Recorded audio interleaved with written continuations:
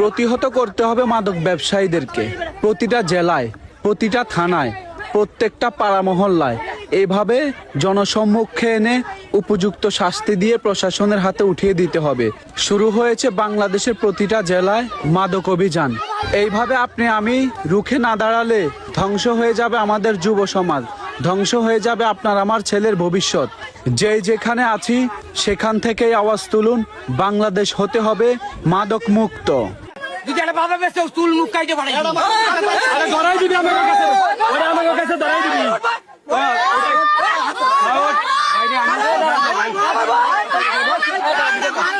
আমি আর বাবা ব্যস্ত না, জীবনে আমি দিচ্ছি বাবা ব্যস্ত মিষ্টি আমি আর জীবনে বাবা ব্যস্ত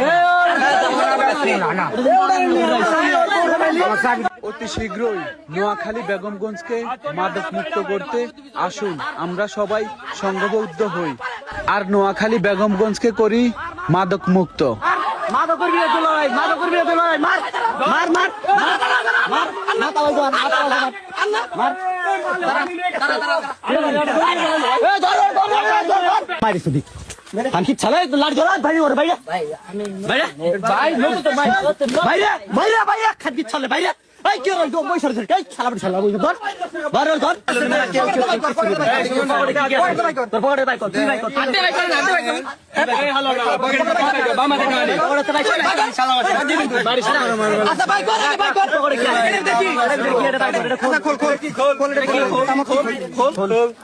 বাবা নাকি গাঁজা দেখো না কথা কইছ